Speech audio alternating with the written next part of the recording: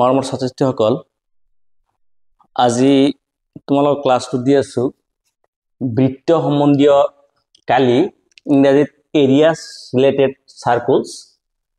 এইটো ক্লাস 10 ৰে সেৱা কোৰ্সৰ কিতাপত আছে। এইটো হেৰিটো CBSE তো আছে। CBSE পেজ নম্বৰটো মই লিখি দিব নোৱাৰিলো। এইটো অহা ক্লাছৰ পৰা CBSE পেজ নম্বৰ লিখি দিম। পেজ নাম্বার আছে, এইটো page number 273, chapter areas related circles, question number 4.1 and 4.2। কুৱেশ্যনটো হৈছে 10 সেন্টিমিটাৰ ব্যাসাৰ্ধৰ এটা বৃত্তৰ এডাল জে কেন্দ্ৰত এটা সমকোণ কৰে অনুৰূপ এটা ধৰা নাই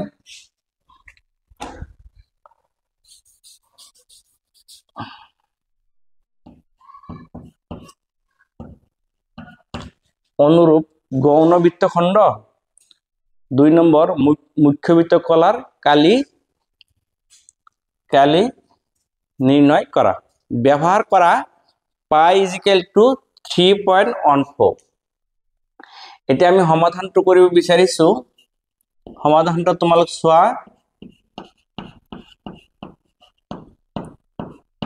সমাধানটো হ'ব এইটো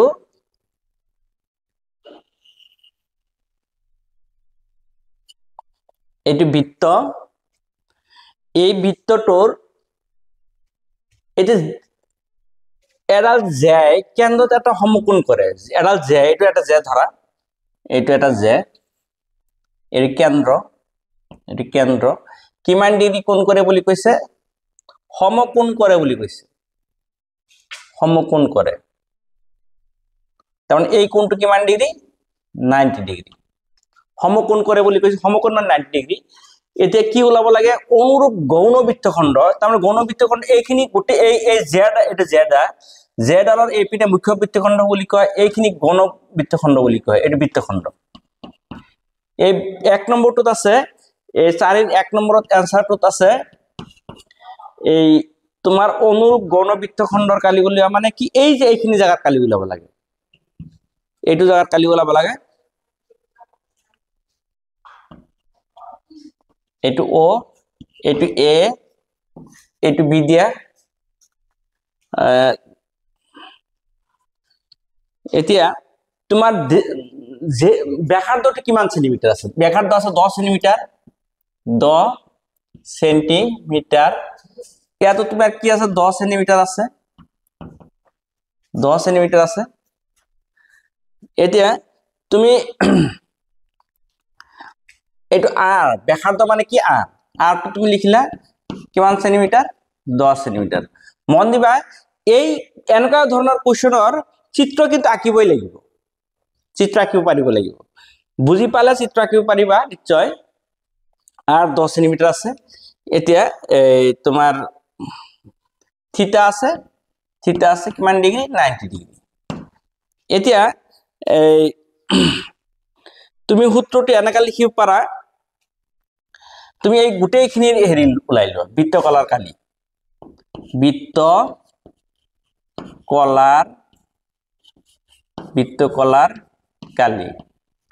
বৃত্তকলাৰ কালি ইজিক্যাল টু হ'ব থিটা বাই 360 ইনটু পাই আর স্কয়ার। বৃত্তকলাৰ কালি মানে এই গোটেইখিনিৰ কালি ওলালে, এই গোটেইখিনিৰ কালি ওলাই আছে। এতিয়া থিটাৰ মান কিমান দেখা পালা? থিটাৰ মান 90, তাৰমানে সমকোণ বুলি কৈছে যে। এতিয়া থিটাৰ মান তুমি কি বহাবা? 90 বহাবা।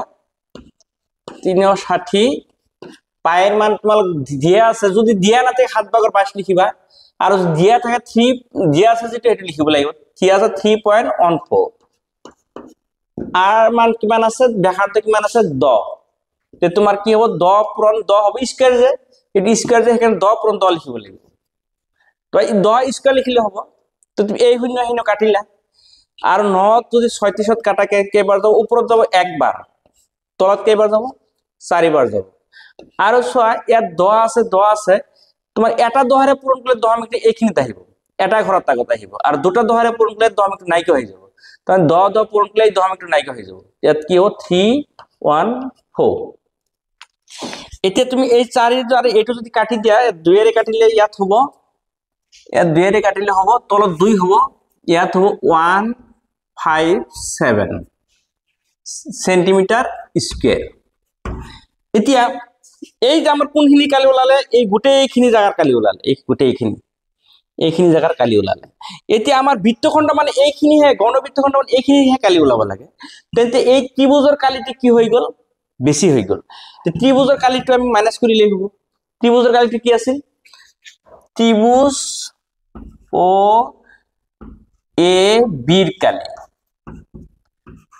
ত্রিভুজ ও এ বির কালি মন দিবা এই যে এইটুকুন যদি 90 ডিগ্রি হয় তেন্তে এটা ভূমি এটা উচ্চতা এইটু ভূমি ধরিলে এইটু উচ্চতা হবো এইটু উচ্চতা ধরিলে এইটু ভূমি হবো এইটু কোন ক্ষেত্ৰত হবো মাত্র যদি 90 ডিগ্রি হয় তেতিয়া হবো 60 ডিগ্রি হলে বেলেগ হবো 120 ডিগ্রি হলে বেলেগ হবো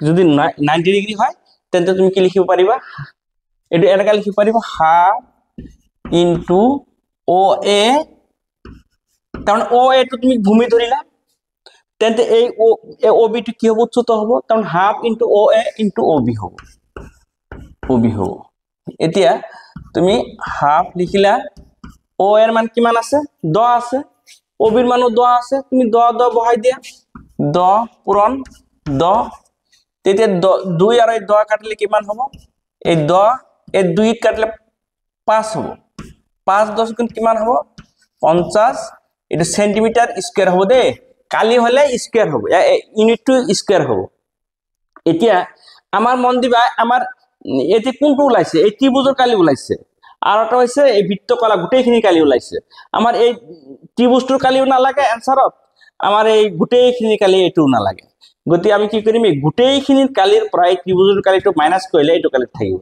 তেতিয়া আমি ইয়াত লিখিম বৃত্তখণ্ডৰ কালি বৃত্তখণ্ডৰ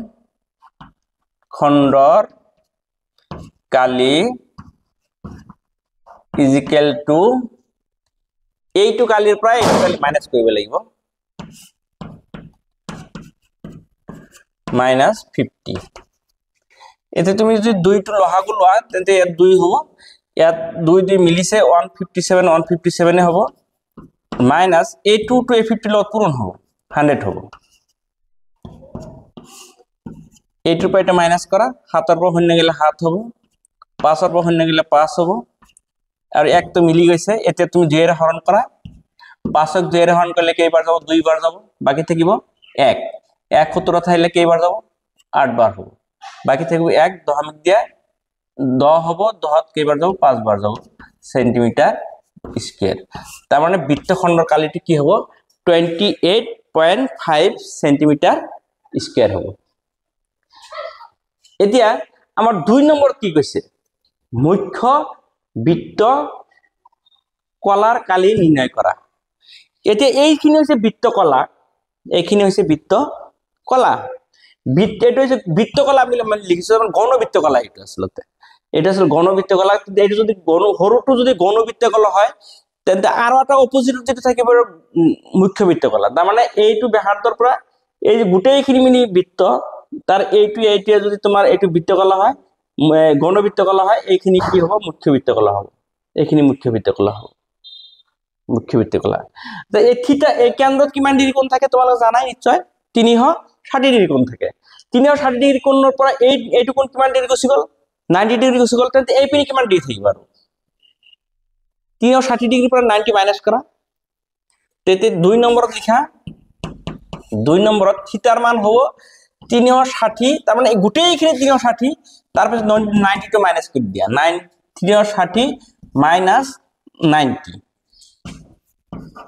এইখিনি হ'ব থিটাৰ মান এটো কি হ'ব 270 ডিগ্ৰী তাৰ মানে ইয়াত থিটাৰ মানটো হৈ যাব কি 270 ডিগ্ৰী হৈ যাব আৰু আৰৰ মান একে থাকিব সেম থাকিব আৰ 10 সেন্টিমিটাৰ এতিয়া আমাৰ কি ওলাব কৈছে মুখ্য বৃত্তকলাৰ কালি সূত্র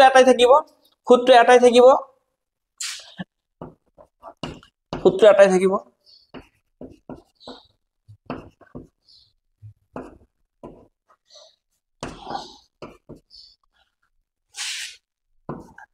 সূত্র এটাই থাকিব